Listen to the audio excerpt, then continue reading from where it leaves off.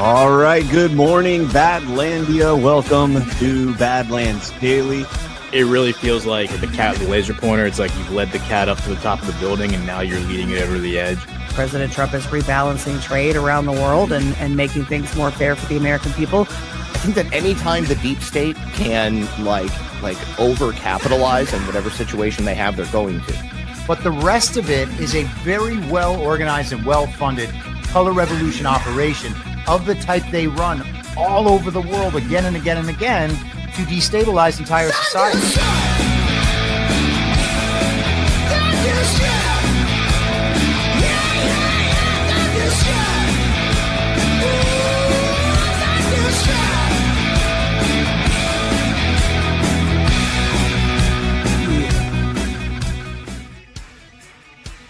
All right, good morning, Badlandia. Welcome to Badlands Daily. Joined this morning by the one and only Ghost of Base Patrick Henry. Ghost, how you doing, brother?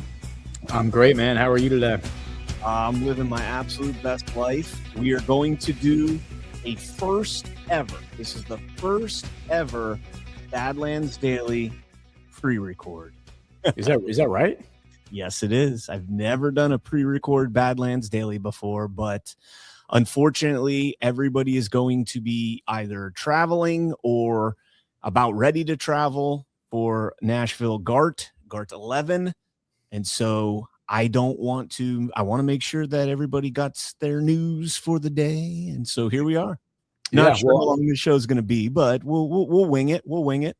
Yeah. Well, fortunately, like the big news is already broken. So we like pretty much what we would have talked about tomorrow morning. We're already able to talk about now. Yeah, dude, like seriously, like that's something I've been thinking about all day. I was like, man, if I pre-record this and it's before 8, or after 8, but before midnight, then we don't know what's going to happen. Are we going to be at nuclear war? Is there going to be the nukes flying back and forth? Oh man, well, we can put all that to bed now. And the war has been World War III has been canceled.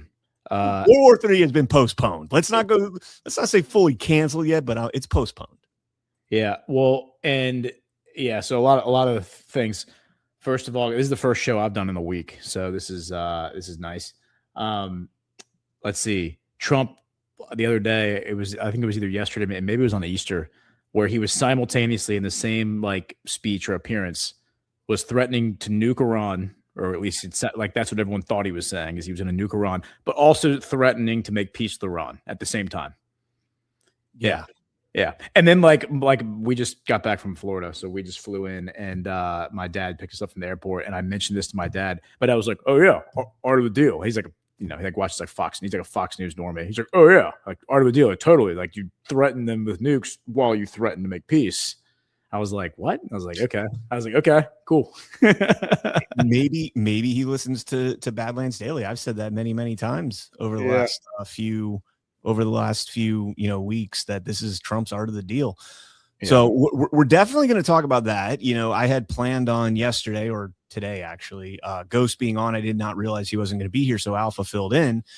So I had my show kind of set up, geared up for Ghost. So we'll probably rehash some of those stories, get Ghost's take on those. And, pretty much this is going to be pretty much an Iran war geopolitical show. There's not much news in way of local stuff. So, but before we get into all that, let's go ahead and hit our sponsors real quick. And first up, ladies and gentlemen, we've got our friends over at My Shroom Vibe. Hey there, Earthlings. I'm here on the streets of New York to tell you about something that's literally out of this world. Traveling between dimensions really takes it out of you, but I've found the perfect solution. My Shroom Vibe can now be your Shroom Vibe. Elevate your frequency. Get microdose capsules, gummies, and chocolate bars at myshroomvibe.com. Use code BADLANDS for 10% off your order. Trust me, galaxy hopping demands balance, and ours comes from Mother Nature. Organic, not synthetic. It's the real deal. Cy Lee, if you know what I mean. Check it out. Your frequency will thank you. Visit myshroomvibe.com. Organic goodness, not synthetic. Use code BADLANDS. Boom. My Shroom Vibe. Love the focus. Microdose right there. I'm microdosing on hopium. I coined that phrase earlier this week. I'm microdosing on hopium. So, and then let's real quick before we get into the news, let's talk about our friends over at Rise Attire. What up, Badlanders? Are you ready to rock something new in 2026? Well, as always, we got you covered with the Rise Badlands Native Collection. Built from the rich tones and the rugged terrain of the Dakotas, equal parts beautiful and brutal. Old roots, new vibe. Whether you got gators in your backyard or you have to take a bush plane to the post office, Badlanders are worldwide. Different dirt, same tribe. By the way, your friends at Rise have a deal for you. Show up at GART rocking your native gear, swing by our booth, and get in to win a free Badlands Rise hoodie of your choice. And don't forget, every order throws fuel on the fire of the Made in USA parallel economy. So grab something now at badlandsmedia.tv/rise. All right, badlandsmedia.tv/rise. Can't wait to see y'all at GART in your Rise gear. I will be rocking my Cywar hoodie pretty much the whole time, like I usually do. And there we go. All right, you ready to get into it, Ghost? Let's do it. All right, let's we got to start out with the big news of the day, and that is, of course, President Trump's truth post right here. And let's go ahead and jump into this. President Trump truthed out at 6:32 p.m. based on conversations with Prime Minister Shehbaz Sharif and Field Marshal Asim Munir of Pakistan, and wherein they requested that I hold off the destructive force being sent tonight to Iran and subject to the Islamic Republic of Iran, agreeing to the complete, immediate, and safe opening of the Strait of Hormuz. I agree to suspend the bombing and attack of Iran for a period of 2 weeks. This will be a double-sided ceasefire. That's a new term. A double-sided ceasefire. The reason for doing so is that we have already met and exceeded all military objectives and are very far along with a definitive agreement concerning long-term peace with Iran and peace in the Middle East. We received a 10-point proposal from Iran and believe that it is a workable basis on which to negotiate. Almost all of the various points of past contention have been agreed to between the United States and Iran, but a 2-week period will allow the agreement to be finalized and consummated. On behalf of the United States of America, as president and also representing the countries of the Middle East, it is an honor to have this long-term problem close to resolution. Thank you for your attention to this matter, President Donald J. Trump. So there it is. The World War III has been averted. We can take our toys and go home in 2 weeks. Yeah, and I mean, I'm sure that y'all probably covered this over the past 2 days, but the post that Trump made on True Social on Easter. I mean, if you read that post and you weren't laughing out loud and being like, this is literally WrestleMania. We're watching Hulk Hogan make a promo for WrestleMania. If you didn't think that, then I don't really know what to tell you. Like, if you actually thought that he was being serious when he was like, you better open up the effing Strait of Hormuz or there's going to be hell to pay, brother.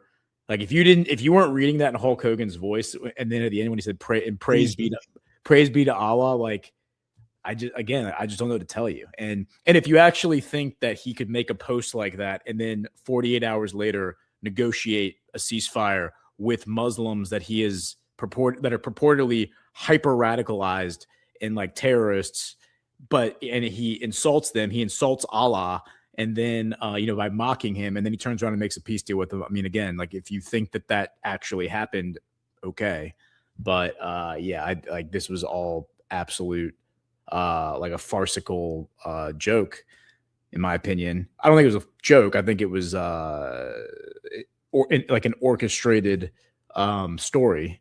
And then the question is, why was it orchestrated? What's the outcome? What's the fallout? That's what we'll talk about. But that element of it, and then the fact that Trump was threatening to nuke Iran at the same time as he was threatening to make peace. One of the articles I have from the Times of Israel right here says, let me pull this up. All of Iran can be taken out in one night, and maybe that'll be tomorrow night. I think he said that yesterday. April 6th. Trump warns all of Iran could be taken out in one night. All of Iran. I mean, Iran is like what, 5 times the size of Texas, something like that. Yeah, it's pretty big. Yeah. And it's what, like 92 million people. All of Iran could be taken out. So everyone was like, oh, he's talking about nukes, obviously, right?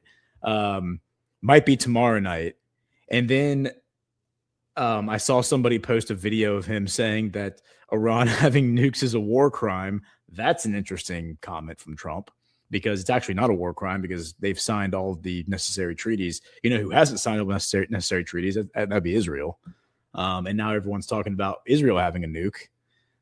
That's certainly interesting. Even a lot of even a lot of the way that President Trump has phrased things over the last couple days, and it's mainly, last couple weeks, but mainly the last few days, he said things like, they have nukes, and it's like, wait, who's he talking about?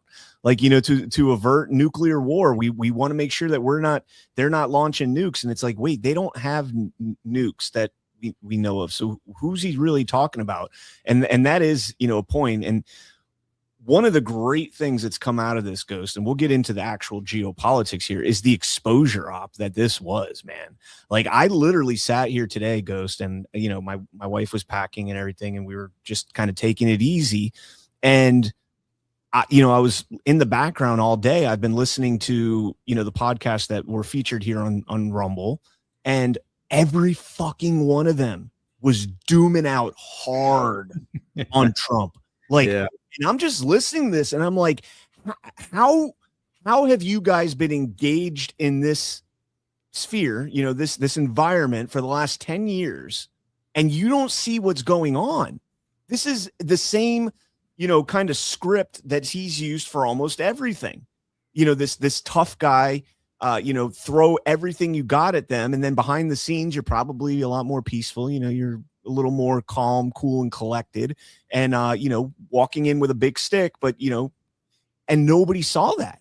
I mean, I was blown away, man. Yeah, it's pretty wild. And again, he even said, he's like, we're going to do the Venezuela model. He said that multiple times. We're going to do the Venezuela model in Iran. And again, like, people, he discombobulates everyone, even the people who I think are like hyper pro Trump, who like hang on his every word and think everything that he says is like being, literal and actually happening. They get discombobulated, because I think it was at GART like 10 back in November, where I was making jokes on stage about the fact that the month before, in October, Trump said, I have authorized the CIA to do clandestine operations in Venezuela. Just letting everybody know that. And the fact that like people were analyzing that statement as if it were a real statement, without looking at the, like, just the inherent contradiction of announcing to the world that you had like authorized clandestine operations in a foreign country while you were ostensibly about to go to war with them, and how silly that whole thing was. And then there was no war with Venezuela at all. And Maduro just ends up getting quote unquote kidnapped. And now they are literally our greatest ally. Like, Trump has called them our greatest ally multiple times, which is a moniker that has always been reserved for Israel. And now Trump is talking about like Iran is now going to be a great ally, which is, I mean, that whole thing has been set up, right?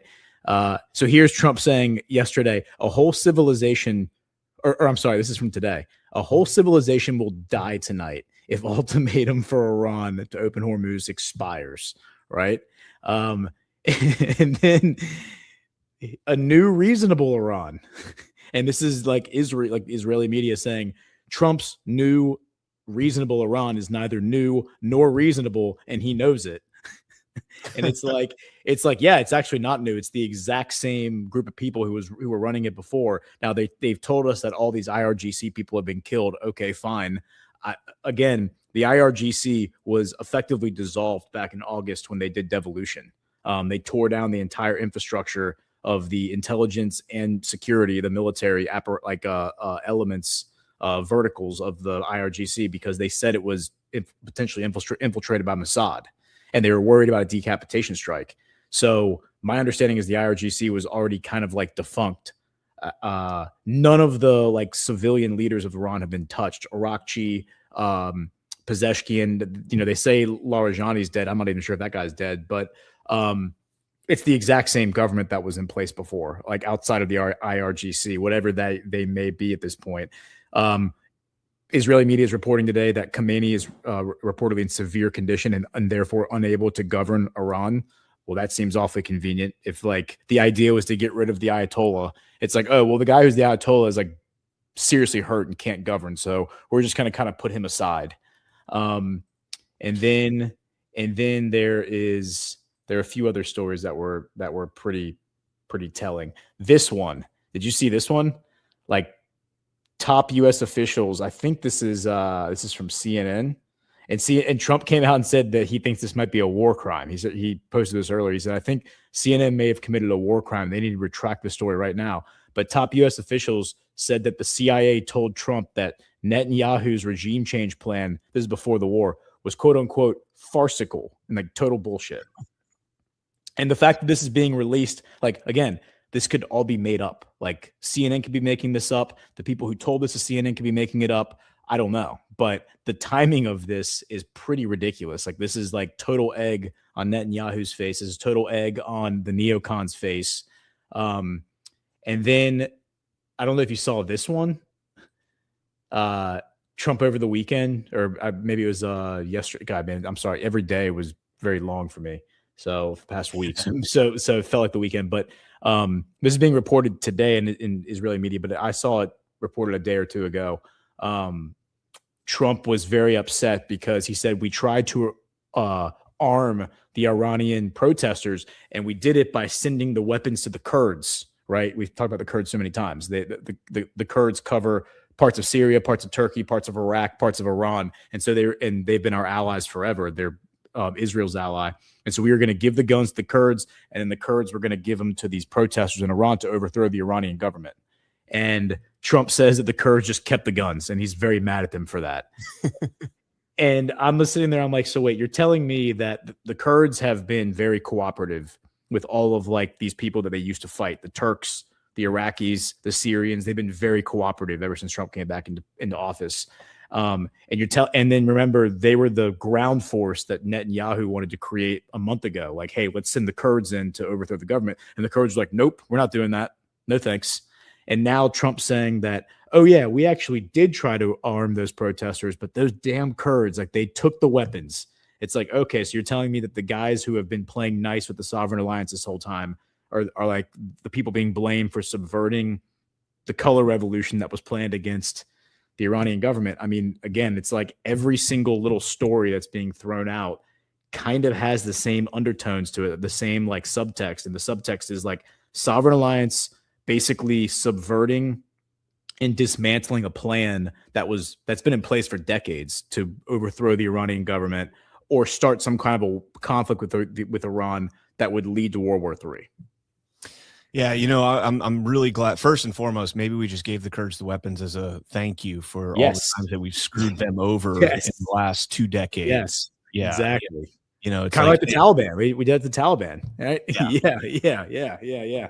So here's, and I want to get into what we think is going to happen moving forward from here. But let's go through real quick the 10-point plan, because this is, according to President Trump, this is the foundation, the basis of which to begin negotiations. Now, obviously, there's certain things in here that are definitely no-goes, or at least that's where President Trump has been the whole time. But number one, guarantee that Iran will not be attacked again. Now, that one's going to be interesting because, we've seen Ghosts throughout this entire thing that every time there's, negotiations underway or diplomatic solutions that are being sought out by the United States, we've seen attacks from a rogue Israel. The Port SARS now twice. We've seen several alleged assassinations of Iranian leadership. And so this one's going to be interesting.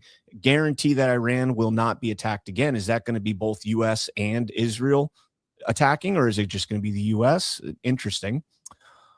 Permanent end to the war, not just a ceasefire. End to Israeli strikes in Lebanon. Again, that one's going to be a hard one for, because especially I think hasn't Israel like reported that they've, pretty much captured all of southern Lebanon at this point. And, that would be a move in the direction of, the Greater Israel Project. And what do you think is going to happen with that one? Well, for sure. And that's a big problem. And, Yeah, I mean, my understanding, I mean, what's being reported and what's being said, and who knows what's real and what's not. But what the Israeli leadership have told the Lebanese people is to get out of that area. They said we're gonna level every single building in that area, because the argument being we need a buffer zone between us and Hezbollah, and any building that's left standing, Hezbollah will potentially use as a fortification to fight us. So we're just going to go ahead and blow up every single building. And there are some ancient Christian villages, many of them, in Lebanon. I actually, on my show last week, was showing, and I posted online, there are crosses all over southern Lebanon, like on mountaintops. You can see these enormous crosses. Some of them are like, 10 stories tall, hundreds of feet tall, and they're lit up at night. And these are all Christian villages that put up these crosses. These are the places that are being destroyed. And by the way, these are villages that have not always gotten along with Hezbollah. Hezbollah has come in and defended all these villages from the IDF. And so all these villages have said, yeah, Hezbollah are the good guys here, because, we got the story about the bishop who was killed a few weeks ago by the IDF. And now Hezbollah is coming to their rescue, which is, again, a replay of what happened 13, 14 years ago in Syria, when ISIS showed up and tried to kill us and started killing Christians and tried to take out Assad. And it was Hezbollah who came over from Lebanon and protected all those people. So again, this is like, we've been told one thing about this narrative for decades, and we're getting a lot of contradictions to that the lies I think are just unsustainable at this point. All right. Number 4, lifting of all U.S. sanctions on Iran. And obviously this one's going to be huge for Iran, and not just for Iran, but for the globe. I mean, when imagine what's going to happen to oil when Iran is able to enter the free market and trade their oil, to everyone, sanction free, and other goods among that one right there. And that's the same model. When we go back to the Venezuelan model that President Trump talked about, that is the same model there. The reason Venezuela has been in shambles for 2 or 3 decades now, is because of the U.S. and the Western sanctions that were placed on that country. And so that one, let's go. I'm all for that. Yeah. And apparently the sanctions that as I understand it, the sanctions we've put on Iran have kept them from reaching their potential in terms of extraction. Apparently they can extract whatever, like 7 to 10 million barrels a day, and right now they're only at about 3. So they're nowhere near their the productivity that they can put forward. So yep, exactly. All right, number 5, end to all regional fighting against Iranian allies. Number 6, in return, Iran would open the Strait of Hormuz. Number 7, Iran would impose a Hormuz fee of $2 million per ship. Number 8, Iran would split these fees with Oman. Number 9, Iran to provide rules for safe passage through Hormuz. And number 10, Iran to use Hormuz fees for reconstruction instead of reparations. And again, I think that's the most up-to-date one that I've seen so far. But, President Trump saying that that's a foundation for negotiations to begin with. It's acceptable to begin on that platform. Is there anything in there that you think is going to drastically change? Pull it back up one more time. I just wanted to see the last few. Let me zoom in as well for you.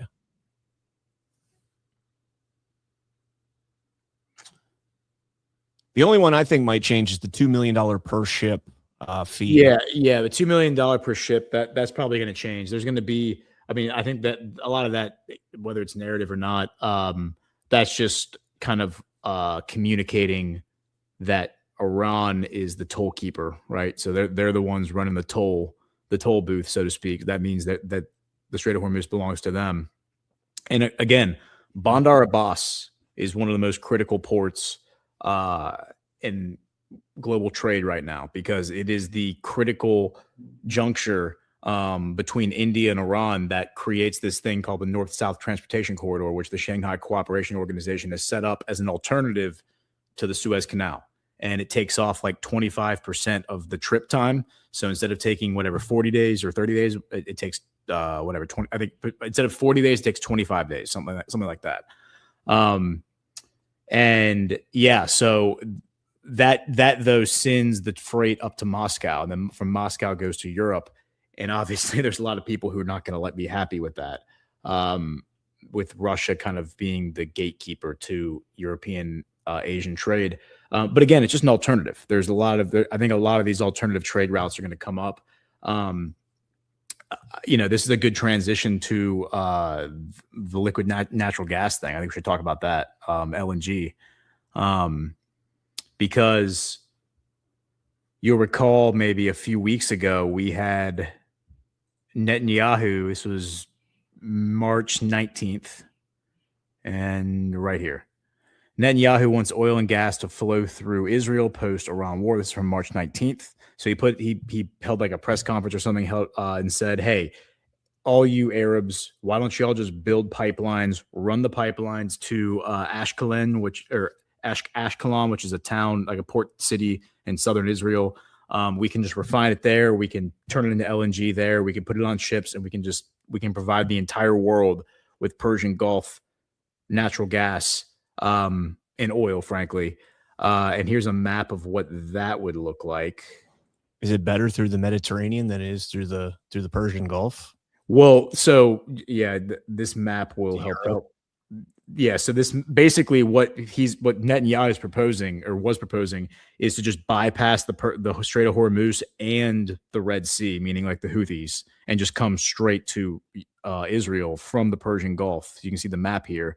At the same time, this is like a few days later, we had the Syrian president, I think it was actually the next day maybe, Syrian president in Germany discussing the exact same thing, saying that he offering to Germany to route everything through Syria to the Syrian coast. And they ended up signing that deal. So not only that, Germany offered to invest in Syria and kind of build these pipelines out. And just to give you an idea of what this kind of looks like, a lot of these pipelines already exist. So here's a map that I've had on my map forever. This is from a 1952 map, but you can see like Kirkuk right here. That's a huge oil field in Iraq. The pipelines have always run from there to Lebanon, Tripoli, but also Banais, and then also down to Haifa back when it was Palestine. It was all Palestine, and then they destroyed these pipelines once it became Israel. But they're talking about just building more pipelines that or expanding the ones that are already there to run, because all of these oil fields and gas fields that are down here closer to the water, the Persian Gulf, and running everything up through Syria, and basically offering the same thing Netanyahu's offering. But Syria is just saying, hey, we'll be a much easier player to get along with. And by the way, we aren't also like a global pariah right now, like Israel is. And everyone's pretty happy with that. This is from today, the SPC, which is the Syrian petroleum company, signing a deal with Saudi Arabia to expand their gas fields. Here is a consortium that was being hosted. I think this is from yesterday, in Damascus between Turkey and Ukraine. Not only were they trying to negotiate like the end of the Ukraine war, but also like energy, gas, pipelines, all those sort of stuff. Major development here, because Turkey and Syria, again, have not been allies for a long time. Suddenly they are now. And then this is a big one. This is from a few days ago, April 5th. Iraq has now come out and said, yeah, we're actually down with this. We're actually, not only are we down with this, but we're already doing it. We're already going to go ahead and we're already shipping oil up through Syria to the Mediterranean instead of going through the Strait of Hormuz. And the reason this is a really big deal is because Iraq just elected a Shia government. And you remember like a month or two ago, Trump was threatening Iraq, saying, you better not put that guy, what was his name, like Malika? I'll figure out what his name is. You better not elect him, Iraq, to be the prime minister. And he still hasn't been elected yet. Nobody's been elected. They're in like a little bit of like a political crisis right now. I think the current prime minister is al-Sudani. He's been in office since October 2022. He's also Shia. But the Maliki is his name. Maliki is this guy that Trump was threatening. He's like, if you select Maliki to be the prime minister, all hell is going to break out on Iraq. Well, Maliki, as far as I've been able to tell, is running the show. Like, he's the one doing everything behind the scenes. He's the one who's been talking to everybody. He's the one who's like, yes, we want to be friends with Syria. Yes, we want to be friends with Iran. Yes, we want to be friends with Saudi Arabia. And this is a big deal because now Iraq and Syria are cooperating. And remember, the forces that came out in 2011 to overthrow Assad all came out of Iraq. Remember ISIS? Like that all ISIS, Al-Qaeda all came out of Iraq to overthrow Assad. And now Iraq is like, hey, we want to work with Syria to fix everything. Like, let's build pipelines. Let's develop energy. Let's have an economy. Let's have a stabilized region. And this is kind of thumbing their nose at Israel because Israel's trying to become the main player. If Israel got what Netanyahu's asking for, they would become the gatekeepers to all energy in the Middle East. And that would be a problem for the world because you could already see how Israel kind of strong arms everybody and says, if you don't do exactly what we say, there are going to be consequences. And so you could imagine a future where they say, hey, if you don't let Mossad work with your law enforcement apparatus to go after anti-Semites in your society, we're going to cut off your access to energy in the Middle East. Like something like that. I mean, that's something that I think is very feasible that could happen.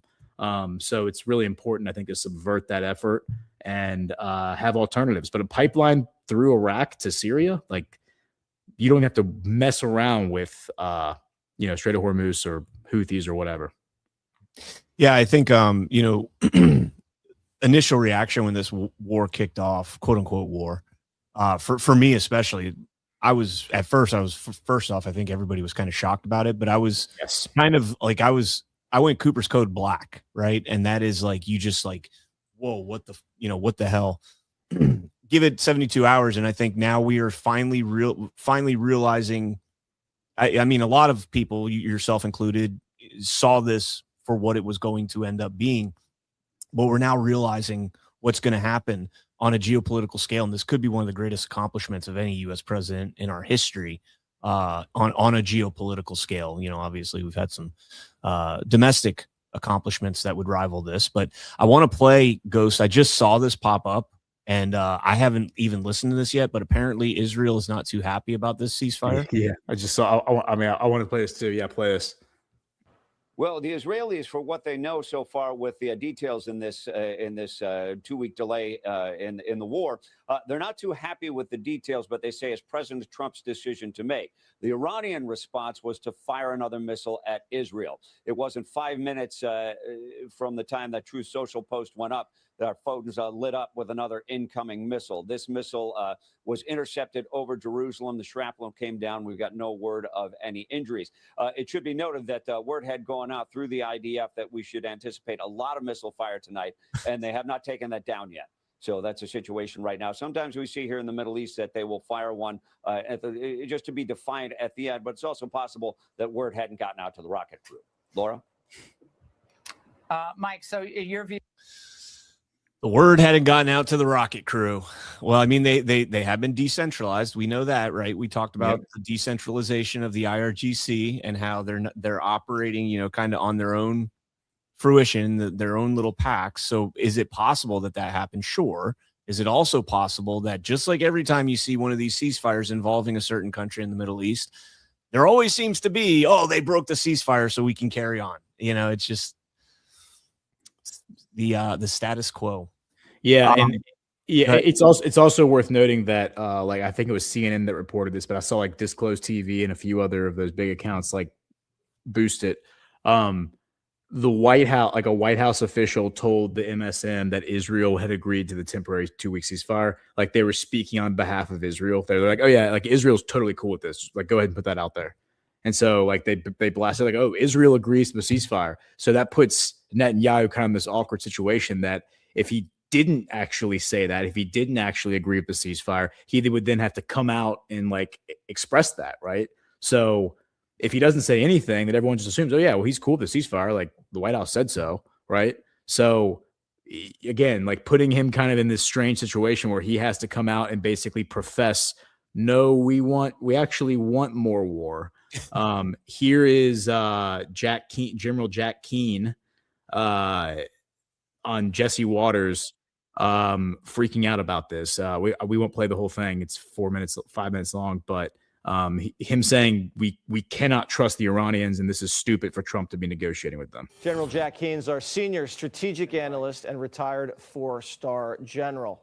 So what do you think went down? Note the lapel on his jacket, the Israel flag. So this guy is definitely owned by Israel. You can assume that. During this deadline?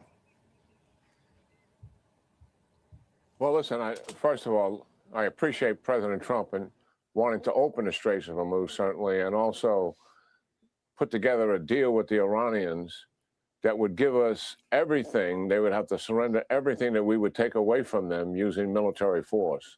That's the essence of the deal. And the top of that list certainly is they have to give up and let us take away the nuclear enrichment that they absolutely have. And that's got to be in that deal, and it's got to be number one in the deal, because at the beginning of everything here, it was about their nuclear capability. But think about, what did the Iranians want here also? Why did they close the Straits of Hormuz? They closed the Straits of Hormuz simply to put pressure on the administration to stop the war. No shit. Stop the war. So let's understand what's at play here from the Iranian perspective and also from our perspective. I don't trust the Iranians at all. The president doesn't trust them either. He's negotiated with them time and time again. He knows they're liars and cheats. So this comes down to the deal itself and what's in it and the verification for it. The Iranians are experts at obfuscating and delaying deals. And they lie and promise and don't deliver. So there's a lot wrapped up in the deal. My preference would have been to keep the war going as leverage to make that deal. But we are where we are now, and we're in a ceasefire.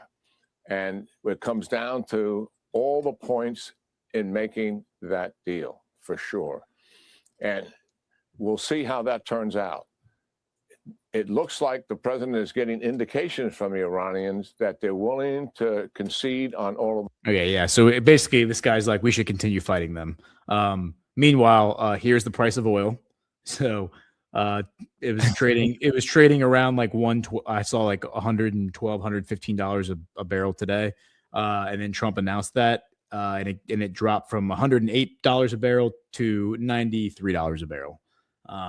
Yeah, so you can see that this is already having a positive impact just by what Trump says. That's just how Trump is. He can just get up and say things and change markets. And he's always said that, even before he was president, that that's the one power that the president has.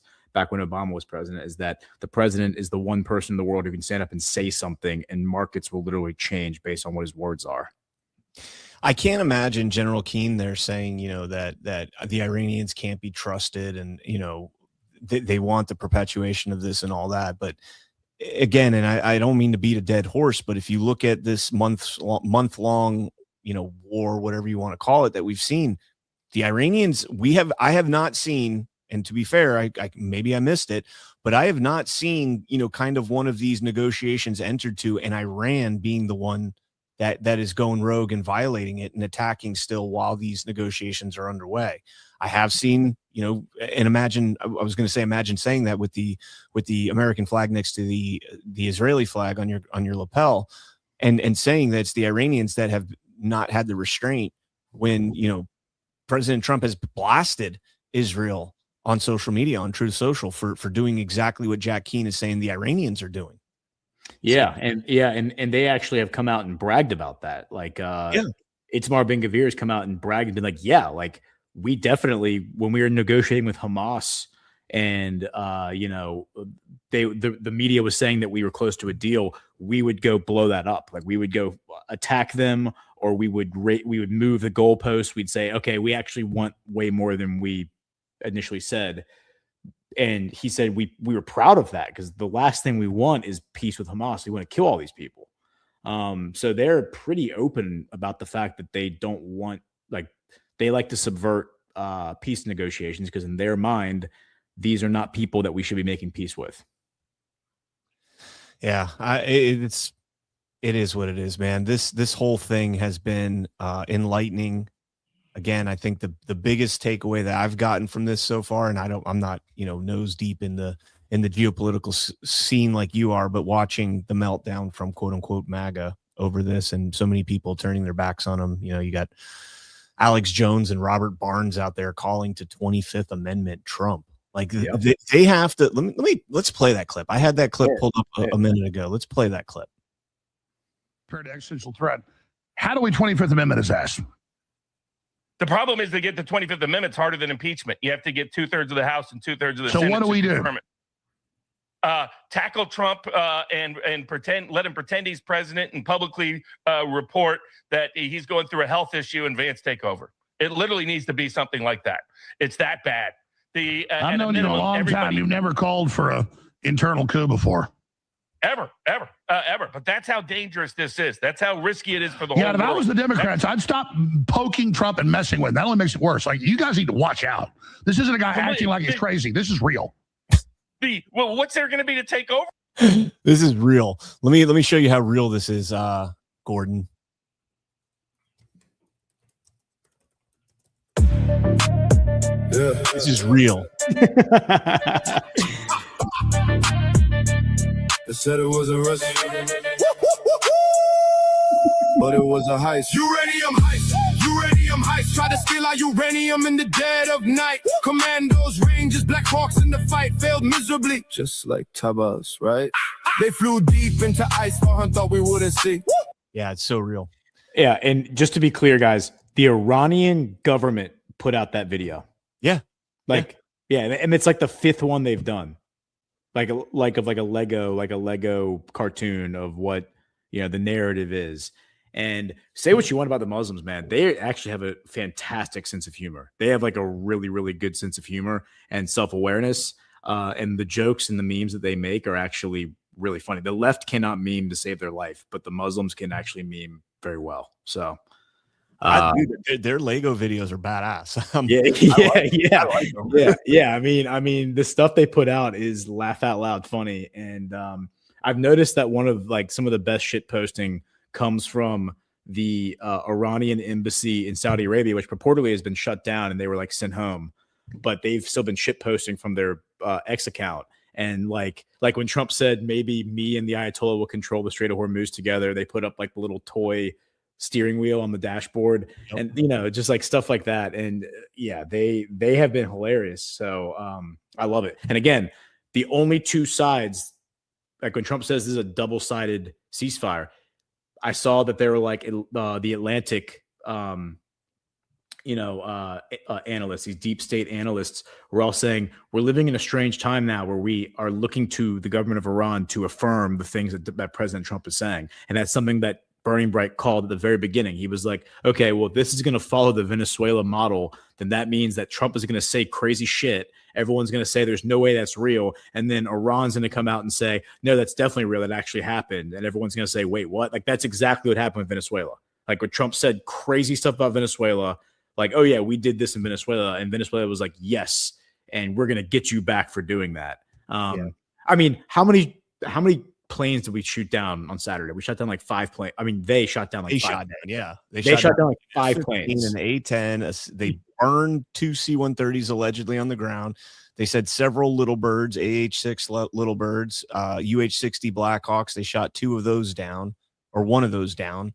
I mean, the crazy thing, we got into this yesterday, me and Alpha. Again, I had it kind of queued up for you, but Alpha, him and I had a good conversation about it. But I believe, and this is what that video right there is confirming, or at least claiming, that the hold down pilot, I don't know if that story's real, dude.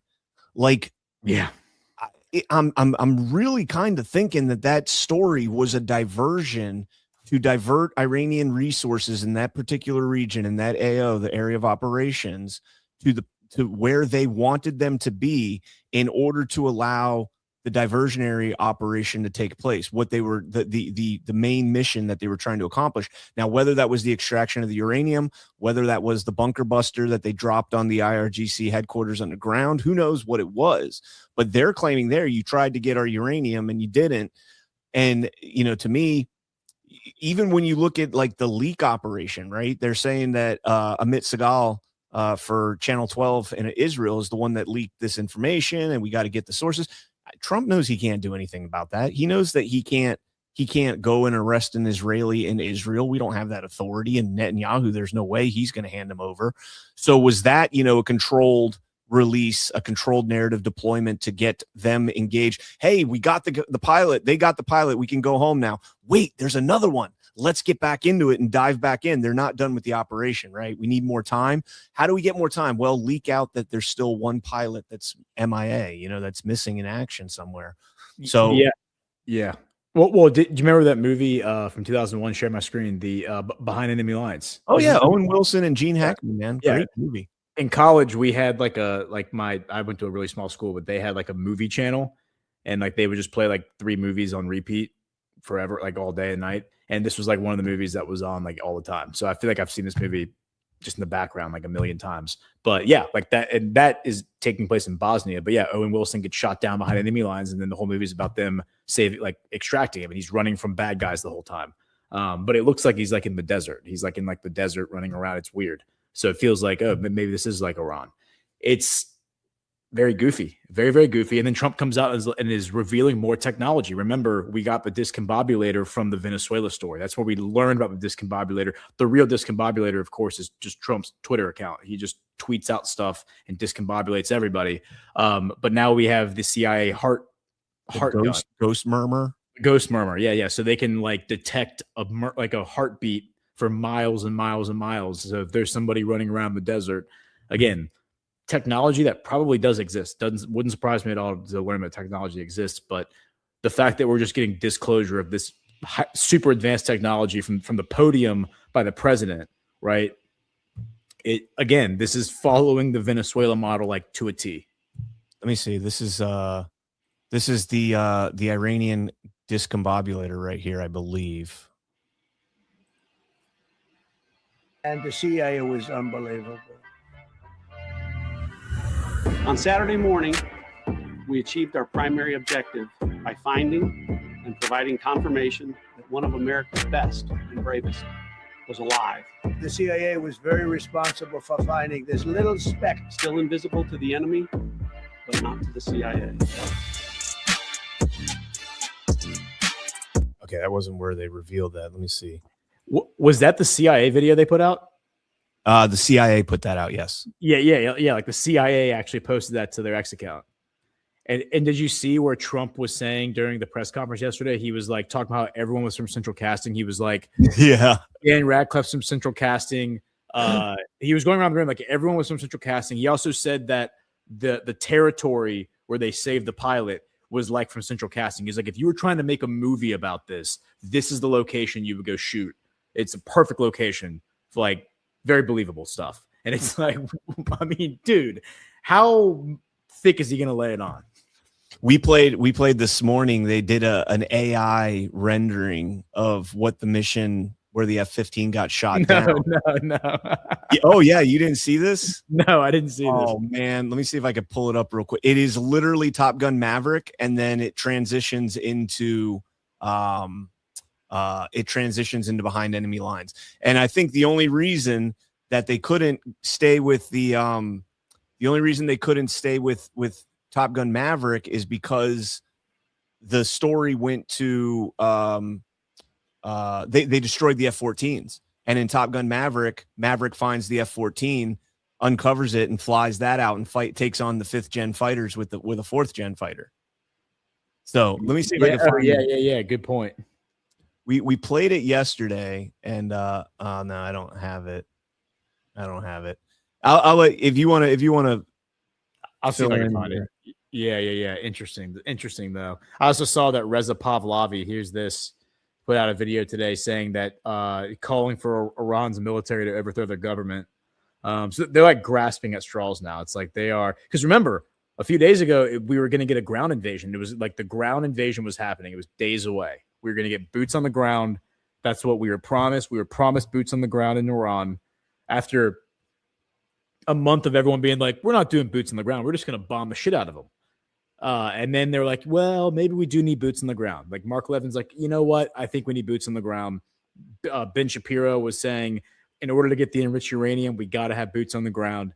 So they were softening up the public for boots on the ground. And then Trump just discombobulated everybody and said, nope, no boots on the ground. We got a deal. When he was gearing all that up, one of the things I said is that those people, I don't think they're going in. I think they're being staged there as a show of force. And I even made the comparison when I said it. I made the comparison to when we were deployed, that the show of force for us was the air assets. Now the show of force is the ground assets for the air, showing that, hey, we're ready. We've got 20,000 Marines. Well, we got 2,000 Marines and 10,000 from the 82nd Airborne and 10,000 more here and 50,000 in Qatar. Like we've got all this ready to go. That's all that was. And I said that because what was it that President Trump, when he did the announcement on Wednesday, on April Fool's Day, when he did that 9 p.m. press conference, and I was like, if you follow Trump's Truth Social, there was nothing new in this. And I was kind of relieved because I said, this part of me was thinking we're going to hear something about ground troops.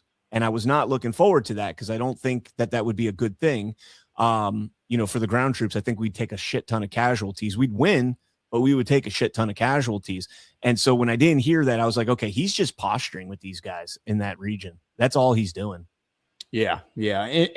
Did you cover the story about the OSINT stuff being censored and then agreeing to it? Yes. Oh, no, I didn't cover that. If you want to play that. Oh, let's pull that up. Yeah. Okay. So everyone needs to understand there's a company called, what's it called? I got the article right here. The company is it called Planet Earth? I think that where you can use their satellites and. Yeah. So it's a company that put out all of the like satellite imagery, right? And so all of the OSINT plane fag guys online are like using this imagery for Ukraine and Gaza to like confirm that buildings have been blown up and stuff is happening and whatever, right? And so when this whole thing started, the US government went to this company and said, hey, don't like put anything out, like put it on delay, like 2 weeks or 3 weeks, right? Like just put the whole thing on delay because you're going to blow our operations. And they were like, all right, we'll wait. We'll put it on like a 3-week delay because people pay subscription money to like, I guess, get access to this stuff. And then the day before it was supposed to be released, like it was supposed to be updated, the US government came out and asked them and said, hey, just indefinitely do not update Iran. Cool. And they're like, oh yeah, totally cool. Like we're just not going to update Iran. So like if you go look at their website, my understanding is that Iran it's like the day before the war started. That's the imagery that you're going to see. And so again, like who does this benefit? Like think about this. Like who does it benefit? Well, everyone's going to be like, well, this is going to benefit Israel. I don't think so. Like if Israel has taken damage, and it seems like they have, like it seems like there's enough corroborating evidence that they actually have taken damage. I've heard from people that know people in Israel that have said, yeah, they have actually taken damage. They're going to milk that. They're going to like let the world know that they took the damage. Oh, yeah. They're going to play victimhood. They're going to say, here's a reason that, this is why we have to fight. This is why we need money. This is why we need support. This is why we need whatever. The only reason that the White House would ask him to do this, in my opinion, is that nothing happened in Iran, or at least nothing significant. None of the stuff that we were told actually happened. That's just my opinion. Like Israel probably did attacks, but the way that I'm starting to look at all this and kind of have been thinking about this whole time is that Trump is basically running an op against, obviously, Israel. I've been saying that this whole time. But imagine this, like the Force PSYOP group, the Ghost in the Machine. What would it look like for them to run an operation against Mossad, against the IDF, against like Israeli intelligence, which is said to be the best in the world, right? What would that look like? They would have to feed them they would have to basically not just feed them stuff, but they would have to basically make things look on satellite imagery because it's our satellites they use. It's our satellites. We give it to them. They do the analysis. That's my understanding. So they would be looking at stuff and saying, hey, this site, let's hit this site. Hey, let's hit this. So they'd have to be manipulating intel. They have to be manipulating images. They have to be manipulating all this stuff. So Mossad thinks they're still in control. Mossad is still feeding the White House intel and saying, hey, blow this up. Hey, go kill this guy. And then the whole time, it's really just for PSYOP group just feeding them bullshit. They think they're actually accomplishing stuff, but really they're taking damage. They're taking missiles from Iran who are responding to them. That's kind of what I think is happening. I could be wrong about that, but that would have to be a very, very sophisticated operation. And then on top of it, to really sell it, Trump would have to kind of act like a fool. He had to be like, out there saying stuff that makes people think, is this guy actually right in the head? Because that's kind of how he's been acting, right? He's been out there saying this really, really bombastic stuff that if you actually were at a war with this country, you would never really go out there and say this because you would be provoking them to dig in and fight harder and never give up. So it's always just made a lot more sense to me that Trump is working with them. And that's why he's able to come out and say, praise be to Allah on Easter while he's dropping an F-bomb. And they don't take offense to it. They then respond by putting out a Lego AI movie about how goofy this whole thing is. It's also not lost on me as he's saying, praise be to Allah. The message from the pilot that came out was God is good. Yeah, God is great. Yeah, which is what praise be to Allah Akbar would Allah mean. Akbar, which is like the old saying. It's like everyone's like always saying Allah Akbar, right? That's the old Muhammad Jihad world police, like America world police joke. Right. And it's like that means God is great. But even in terms of the kayfabe behind this, and I started off this segment kind of saying I'm questioning the whole rescue of this pilot and the legitimacy of that, or at least as we're being told how this story went down. We find out then that the B-1 bridge that they blew up was under construction. It wasn't even a complete bridge. Yeah. I mean, for all we know, Iran was like, yep, we really fucked this bridge up. It's not going to come out right. We got to take it down. And the US is like, hey, we'll blow it up and we'll film it and we'll take care of it for you. Who knows? It's also not, it's the name B-1 bridge, B-1B, which is like our most used bomber besides the B-2, maybe the B-1B bomber, B-1 bridge. Anyways, check this out. I didn't know it was called that. That's interesting. I did know about the construction site thing, but yeah, it's a construction site. Yeah, it was under construction. It wasn't even like, and again, that makes no sense to hit a bridge. I mean, it makes sense if you're anticipating a long, drawn out war, right? But if the bridge wasn't complete and the bridge was not in use, it doesn't have any immediate effect on logistics. Like that would not be the first bridge that you would hit just from a strategic standpoint. That would not be the first place you hit or first bridge that you hit. But this is the video. We'll just play like a minute of this. I played it yesterday on Daily. Well, this is how it started at 2:15 hours. A flight of two F-15 E-Strike Eagles crosses the border at low altitude. A pilot and a weapons system officer were flying their target a deeply buried command bunker. They used terrain-following radar to hide in the valleys, staying beneath the gaze of Iran's long-range Bavar 373 missile network. But what happens when they have to strike? To drop its GBU-28 bunker buster, the lead Strike Eagle has to pull up and move above the mountains. This is breaking the radar horizon. In a gorge below, highly mobile, Tor M1's surface-to-air missile system is waiting. It achieves a lock, and two missiles leave the rails. The pilot dumps flares and pulls high GS. One missile is spoofed. But could they evade the second? Well, the second missile detonates on proximity, causing catastrophic hydraulic failure. The crew ejects into the pitch-black mountains, and the Sandy Protocol is immediately activated. But this is the U.S. military, and they will move heaven on earth to rescue a fallen combat. At 2:45 hours in the morning, I mean, that's literally the scene in Top Gun. Yes, I mean, even down to like, I'm surprised it didn't say he'd have to pull 9 Gs coming out of that, into that climb in order to get high enough to be able to drop the GPU. And at that point, he's going to be lit up by all the SAM sites. So he's going to be going to flares, and his wingman's going to be, oh my goodness. Yeah. But again, he couldn't get shot down because there's no F-14s for him to fly out of there. So if he gets shot down, he has to Owen Wilson that shit. Yeah, right. Let me see. Do you want to see Levin's reaction? Yeah, please. I haven't seen this yet. I just saw Lord Bebo, I think. Oh no, this isn't. Who's this posted by? Mario Nafal posted this. People of Iran. What are we going to just leave them there? We're going to wash our hands over that? That to me is morally very difficult to accept. And then what about the proxies, Hezbollah? I was reading these statements. Hezbollah has killed more Americans than Iran directly. Hezbollah is Iran. Hezbollah is firing missiles into Israel by the hundreds still. And here we have a ceasefire that they've already broken. And so, yes, the argument will be, well, they don't have control of this and control of that. Well, if they don't have control of this and control of that, how do we even enter into an agreement? There's a lot of complicated issues. People of Iran. All right. Yeah. So by the way, when he says that Hezbollah's killed more Americans than anyone else, they're referring to the 1982 bombing of that barracks, where Hezbollah, like decades later, was exonerated of that. Like the people who they said did it actually didn't do it.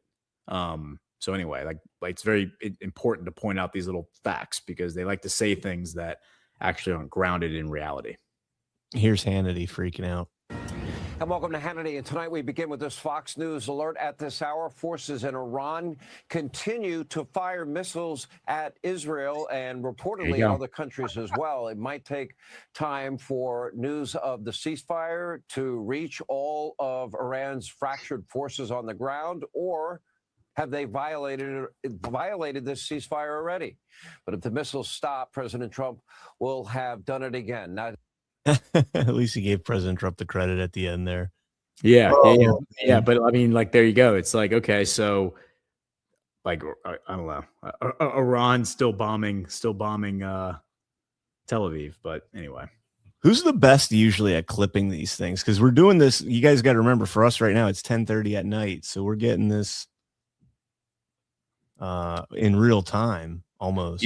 Yeah, I mean, like Lord Bebo, DD Politics. It's like they will, or DD Geopolitics. They'll normally it'll matriculate to them pretty quickly.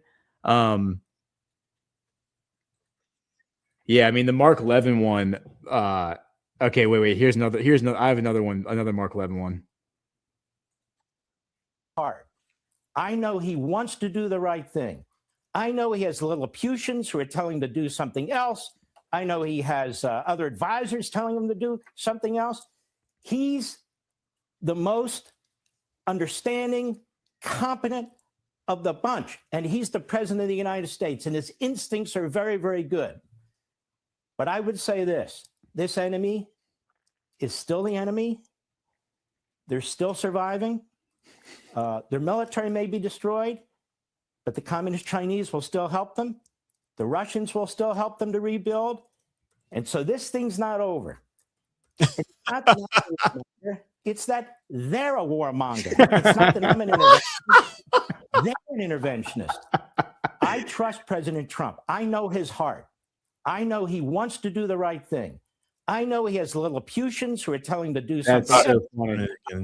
God, dude, they are so desperate, man. This is, again, Mark Levin's base is, and no offense to our audience, because I think we got a lot that are in this bracket, but it is the 50 to 80-year-old, kind of boomer generation, our parents basically, that were brought up in the 1970 Cold War propaganda of, the Judeo-Christian evangelical Zionist, movement, and they are just all in on the Iranian terror thing. You and I, when we did our show 2 weeks ago over on my platform, we literally went and asked, the large language models, when did the Islamophobia really kick up in the United States? And it was in the late 1970s as all of this was coming down. And so the psychological operation, the brainwashing that has been pushed on these, on that generation.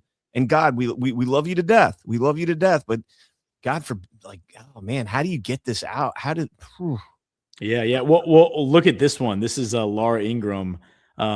Her intro here is so funny. Like, let's listen to this. Yeah. The deadline is off, and we have what's being called a double-sided ceasefire. A live report from the region in moments. Now, I want to tell you how we were scheduled to start the show. I spent all afternoon writing the script. Started like this. Tick-tock, T-minus 59 minutes, 30 seconds. Until Donald Trump's 8 p.m. deadline for Iran to reopen the Strait of Hormuz. But just moments ago, Donald Trump posted this. And it's the entire Truth Social post where essentially he says, based on conversations with Prime Minister Shehbaz Sharif and Field Marshal Asim Munir of Pakistan, and wherein they requested that I hold off the destructive force being sent tonight to Iran. And it continues to go on. And I just got off the phone with President Trump. And I will say this, we'll read the whole post later. I literally just had to rewrite the whole show. He was extremely serious in my conversation with him just now. And he was also cautiously, but seriously optimistic. He told me that the negotiations are and were incredibly complex. He does not want them jeopardized. There still needs to be an announced agreement. And of course, we all know in this part of the world, anything can happen, but it sure looks like. Yeah. I mean, this feels like a humiliation ritual of Fox News, because Fox News, remember, started in 1997, right? And they basically immediately started talking about how awful Iran was within 10 years of them launching. What are they going to talk about now? Like, now that Iran is going to become our greatest ally, because they will. Like, Trump's going to be like, oh, just like Venezuela, they're our greatest ally. What are they going to talk about now? They can't hate Iran anymore. So they literally have nothing to talk about now. I mean, Russia is going to be, the Russia thing is dead. I mean, they're going to have to go all in on China, I guess. I don't know. I mean, Trump has just taken the wind completely out of their sails. By the way, I found this. So this is what DD Geopolitics put out earlier, a few days ago. This is the letter explaining to everyone who is subscribed to Planet, which is the company that does the satellite imaging, saying that the area of interest, which is like the Middle East, we've been asked to indefinitely delay updating the imagery just within this one AOI. The rest of the world is unaffected, but like, we appreciate your support, but you're not going to get any updated images of Iran for the foreseeable future. And again, my speculation is that it's because then the world would know that nothing actually happened in Iran, and this whole thing has just been a PSY act. So I do want to, going back to the humiliation ritual again. I said earlier in the show that I spent all afternoon pretty much listening to different podcasts, mainly the ones that were featured on Rumble, and was sorely disappointed in almost all of them. And this is supposed to be the alt media, the independent thinkers, the folks that are, looking in between the lines and not just taking every single thing and regurgitating it on its face. And that's exactly what they were doing. All of them. I do want to give a hat tip to this one guy, and I've listened to him a couple times before. If he's featured and I'm doing something working in the background, I'll put him on in the background because he's featured. But Davory Darkins, this guy actually was pretty on point today with what he was saying before the ceasefire announcement coming out, saying, hey, you guys have been here this whole time. None of this is none of what we're seeing right now is in line with what Trump has said and done for the last 20 years, 10 years since becoming president. And so maybe we need to kind of sit back a little bit and look at what's going on and trust this man a little bit and what he's doing and understand that he's doing this for a reason. And he's the only one that I listen to. And I'll name names because I'm sorely disappointed. Redacted News, their show today was pathetic. And I like them. I think they do a great show. Their show today was pathetic. Like, I was sick listening to them, just absolutely not understanding what was going on in this. And again, credit to them. I think they do a pretty decent show, in most times, but just missed it today. And if everything on its face was 100% accurate, if we were sending ground troops into Iran and this was turning into another OIF, OEF, prolonged, years-long war, I'd be right there with them. But how could anybody have thought that this was what his objective was? Never in a million years did I think this was going to be more than a short-term military operation. Yeah, and again, like this, we'll probably be talking about this a lot more at GART. But I've noticed this as well. Like I've looked, like, you know, just kind of putting your finger on the pulse of the different people talking about this from different angles. And it's like they all kind of are missing like a lens through which to look at it, right? Like they're people who look at the Trump thing and think that the whole Trump story, and they look at it like everything that's being told to us is actually happening as being told to us, right? And they don't take any of like the goofiness as like a sign or a signal that maybe the things that are being told to us aren't actually happening, and there's like a friendship between Trump and these people that he pretends to hate around the world, right? Like these quote unquote enemies, Nicolas Maduro being one of them, Kim Jong-un being another one, etc. Putin. So like that Trump mania is what I've called it. Like they're missing that lens. They're missing the devolution lens. So some people are missing the devolution stuff, right? Some people are missing sovereign alliance. The sovereign alliance. Some people are missing like the whole Israel thing, the whole Israel angle. I personally think that, again, there is this incredible influence that Israel has over our media, over our financial institutions, over our government, over our politicians. And if we don't rectify that, nothing else really matters. If an infiltration has occurred, infiltration, not invasion, then rectifying that is the most important thing. It's more important than anything else. Because that means that we can't get control of our government because our government's being controlled by an external force. Yeah. So figuring that out, wrapping our arms around that is really important. But then understanding that a lot of these other people, whether, you know, they're being influenced by bad actors or not, because I know we like to assume that some of these people are feds, and maybe they are. But I also just think that they're not using every tool in the tool belt, because they think they kind of dismiss that stuff as too silly. It's like, oh, it's too silly. The sovereign alliance is too silly. Trump mania is too silly. Devolution is too silly. But if you actually look at this stuff through all those lenses layered on top of one another, the story starts to make a lot more sense. You're like, oh, okay, well, I don't know exactly what's happening, but I know what you're saying is actually not happening. I know that there's not like a real fight. Like Donald Trump is not actually fighting the Muslims. Donald Trump's not actually fighting Russia. He's not actually fighting Venezuela. He's not actually fighting North Korea. So what is he doing then? Well, he's diffusing the narrative bombs that we've been, like you said, these narratives that have been built up over generations. He's diffusing those, obviously. But what's actually happening on the ground? Well, I don't know. But I already told you my theory. My theory is I don't think Iran has taken really much of any damage, and that Israel's taken a significant amount of damage. And I think that their military is facing collapse. We talked about that last week, about how their military is facing an imminent collapse, and can't send troops. If we send in a ground invasion, they don't have the resources or the troop allotments to be able to send guys in. Yeah. Yep. So I think we're going to see that continue to accelerate. And then there's definitely internal political pressure that is mounting against Netanyahu, because like the knives are coming out, especially with the Iran thing winding down, because as I said before, I think Netanyahu's best play here was to get a strategic defeat of Iran. And Iran's pretty much come out. I've seen some of the messaging come out from the leaders. They're kind of declaring victory. They're like, oh, well, we got everything we wanted. Like, we got control of the Strait of Hormuz. So we won.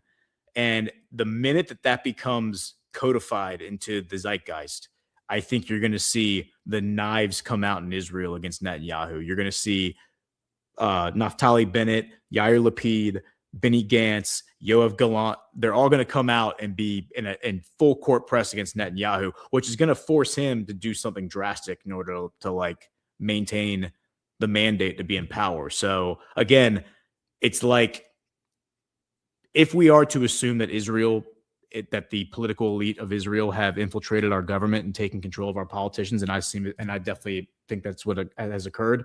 They've done like a divide and conquer campaign against us, right? Where they've basically taken the uniparty, they've pitted us against one another, left versus right. It's all meaningless. That's kind of now happening to them. where like now they're eating one another in this Ouroboros. And I think the net effect is that this greater Israel thing, which is clearly happening, they're very open about that now, is going to just collapse on itself. And because of that, it's not going to work out. Yeah, that's a great point. And, Netanyahu is facing, almost certain conviction, I think, in this corruption case. I mean, it's an uphill battle for him, I think. And, he's got an election coming up in October. And if he doesn't win that, he's going to have to face the judge and the jury at some point. And so, that's kind of what I was going to, ask you is I definitely think there's going to be some continuation of this conflict in some form or fashion.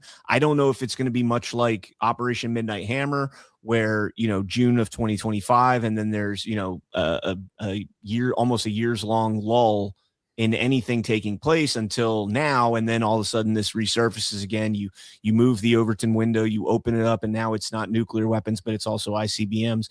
Do we see something like that in the next, probably 3-4 months, to where we see the kind of that Overton shift, where now it's not, ICBMs, who knows what it turns into at that point. They can make up anything at that point. Oh, Hezbollah's got a nuclear weapon. We think they might have, nuclear materials, and they can release a dirty bomb in Israel, whatever the case might be. They're going to do something to keep that cycle going, because that is the lifeblood of Netanyahu to ensure that he gets elected in October. Yeah. And at this point, it's the crazies around Netanyahu too. It's the these ultra orthodox, hyper radical zealots who they know that this is their one shot at power. That once Netanyahu leaves office, there's no way.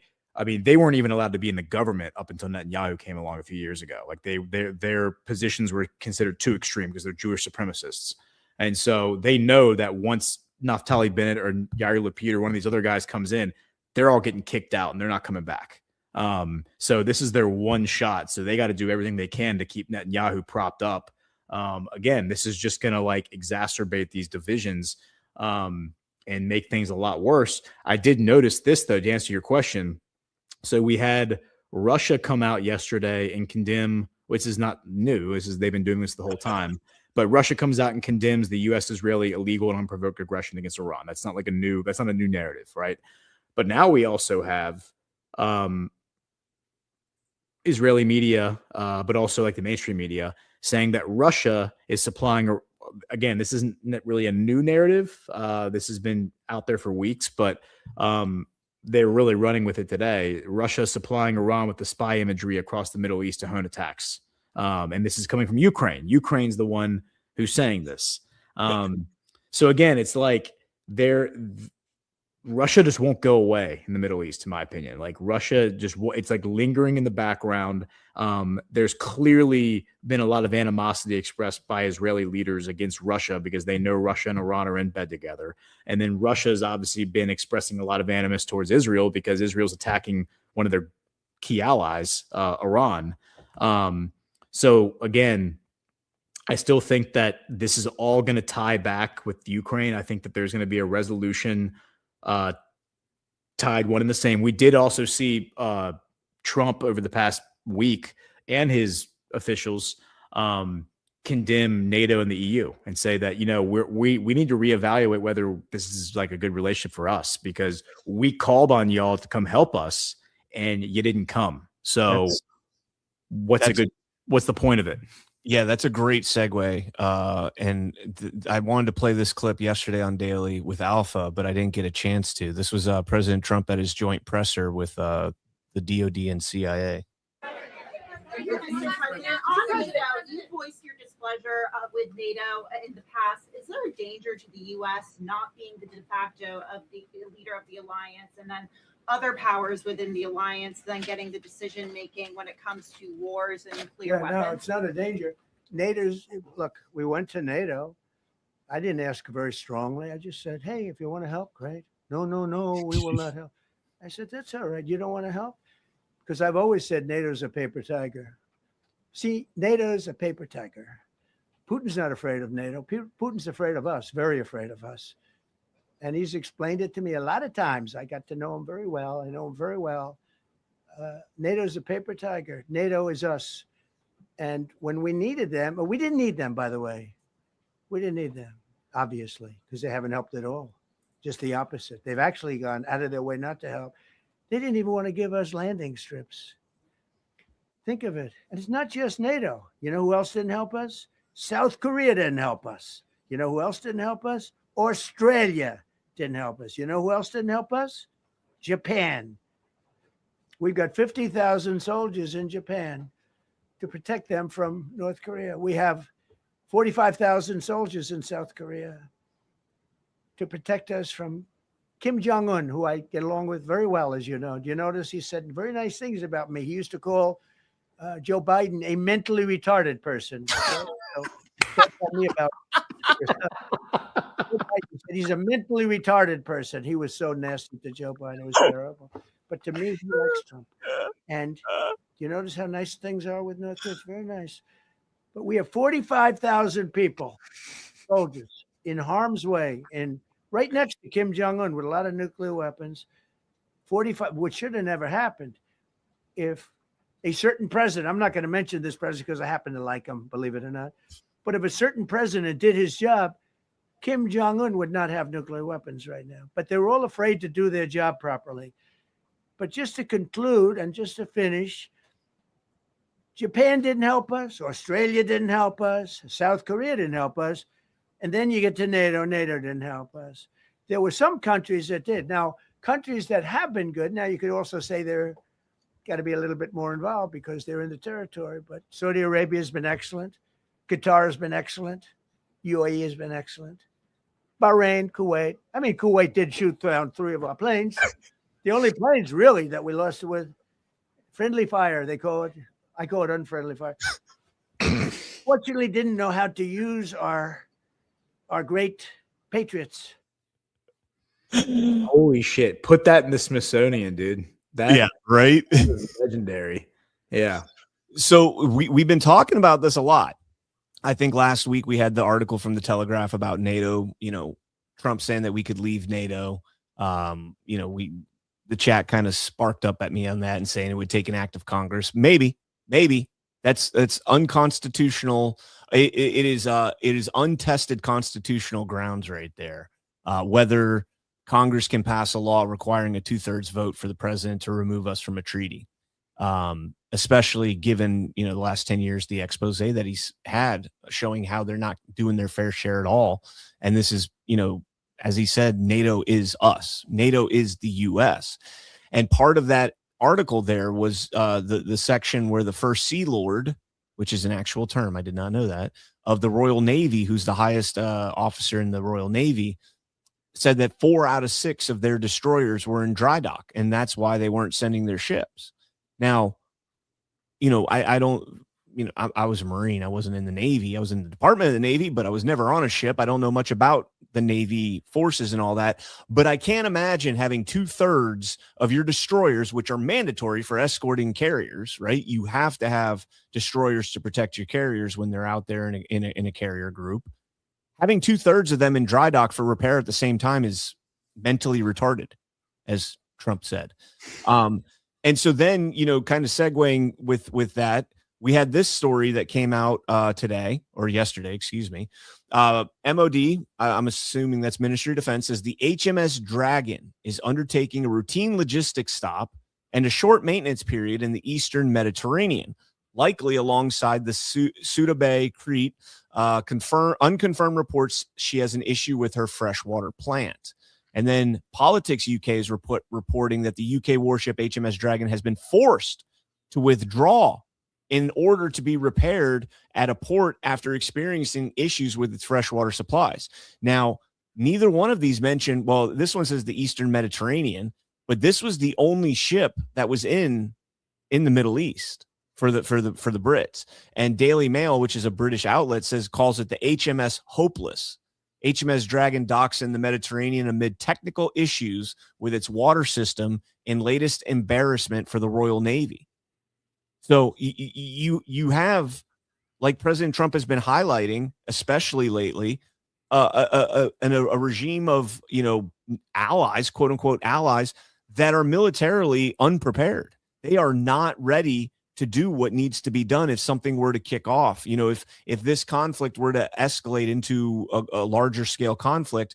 And I think that's another one of the great things that's been exposed in this operation is how unprepared NATO actually is for any type of conflict.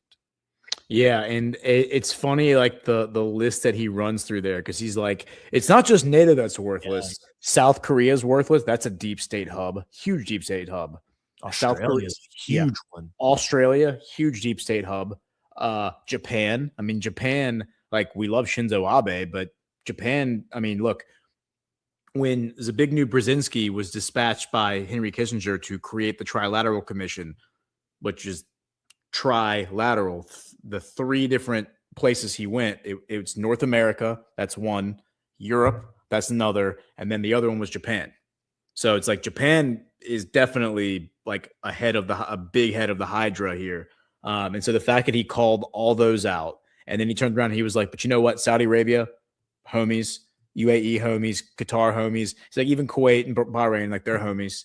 So like he's given a shout out to all the Sovereign Alliance bros, and then he's just given the middle finger to and Kim Jong-un. He was like, Kim Jong-un is great. Like we love Kim Jong. We love Kim Jong-un. Yeah, man. I mean, it's all right there in front of everybody, but people just don't want to run with it because they think it's too silly. Like it's too silly. It's too silly. But again, if you go and you watch The Apprentice, which it's something I never thought I'd do because I just don't like reality television, and why would that be relevant? You understand from watching that show that Trump doesn't give a shit about their business acumen.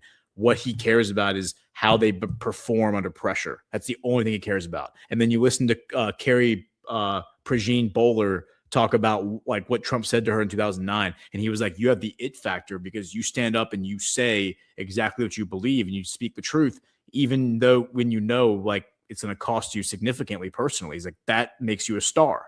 Again, like I think that's why Trump loves people like Kanye West, because Kanye West does that kind of stuff. By the way, like sold out concert on Good Friday and Easter, right? For the first concert in 5 years. And he set records like $33 million or whatever.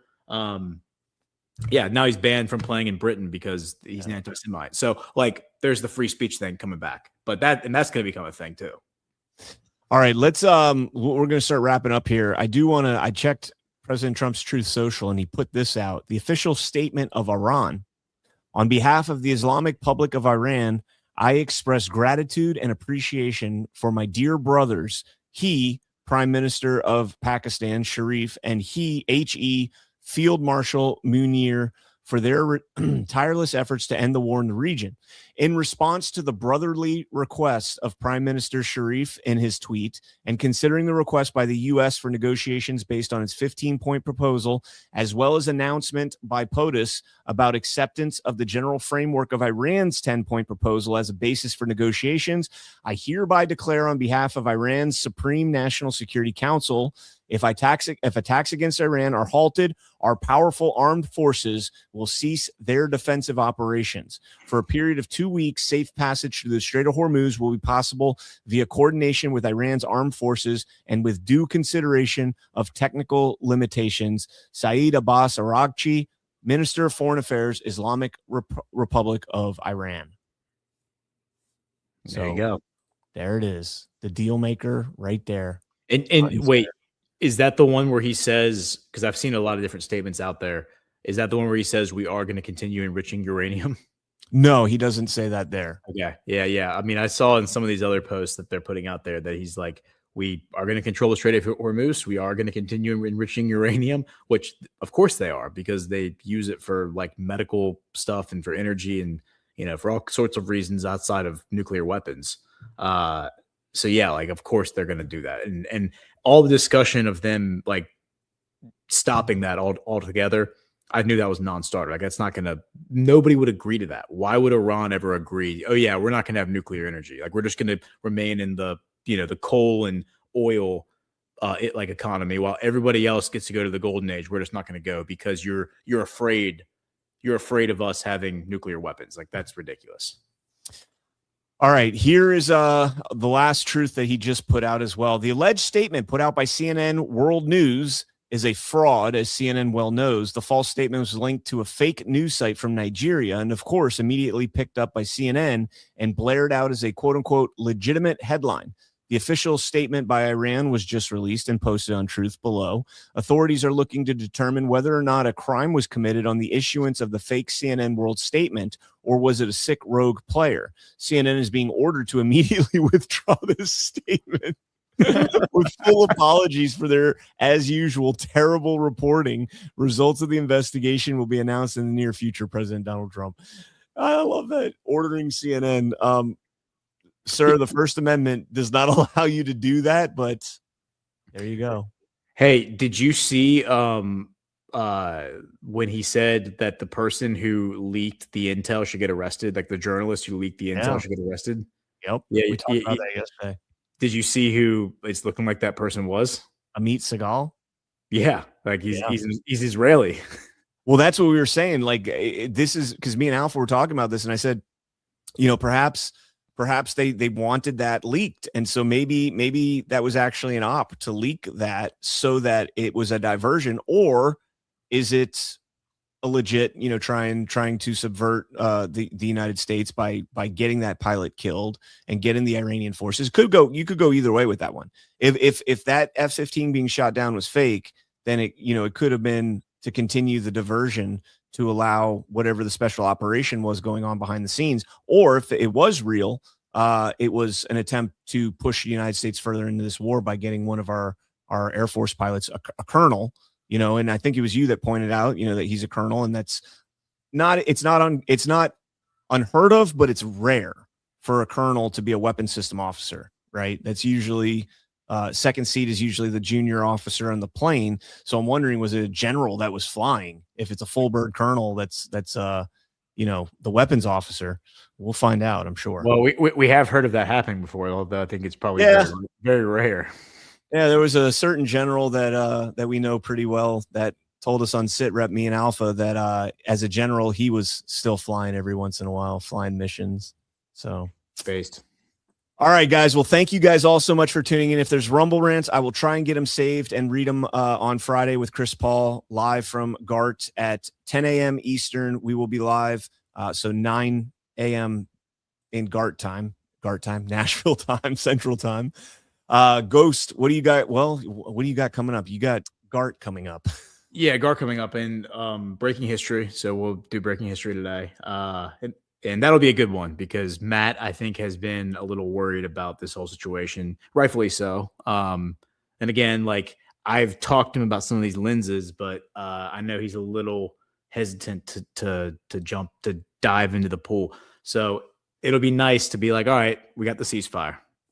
We're not doing World War III. We're not doing a ground invasion. We're not doing any of that stuff. So, but yeah, breaking history.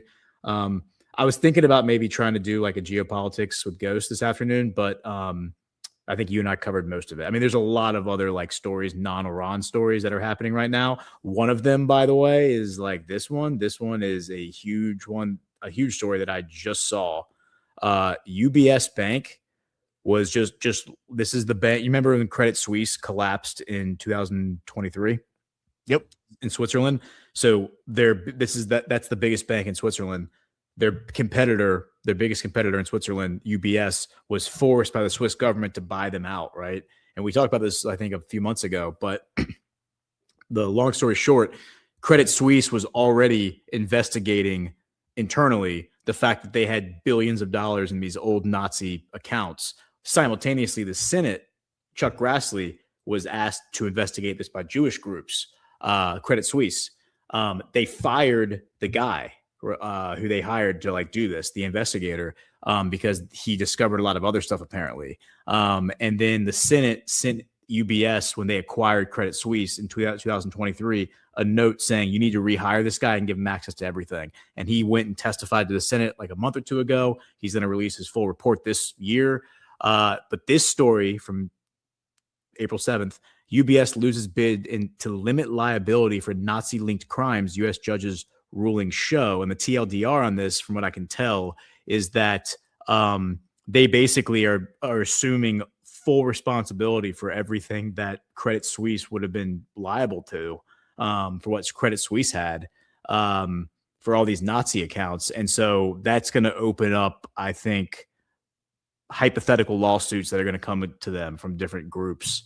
And again, I think what we're looking at is the dismantling of the whole like traditional banking system, because UBS, Credit Suisse together represent Swiss bank accounts, as like the boomer crowd is going to know. Like that generation understands what a Swiss bank account is, right? It's people trying to hide money. Now they do it in the Cayman Islands, they do it in the UAE, they do it in Madrid, Miami. But back in the day, it was always Swiss bank accounts. So I think that like narrative bomb is coming, and these accounts that this guy Borowski has stumbled onto, and he's going to deliver this report to the public sometime this year, I think is going to connect all these banks to the cartels. And that's going to basically upend everything. Wow. All right, guys. Well, if you have not done so yet, go to badlandsmedia.tv/events, get your GART tickets. We will be live starting Thursday evening with the VIP coverage for virtual ticket holders, and then panels will begin on Friday morning, and you guys won't want to miss it. We'll see you guys later. Thank you so much for joining us, and don't forget to hit the thumbs up on this video. And a special thank you to all of our advertising partners. Please remember to shift your dollars to support those businesses that support Badlands Media.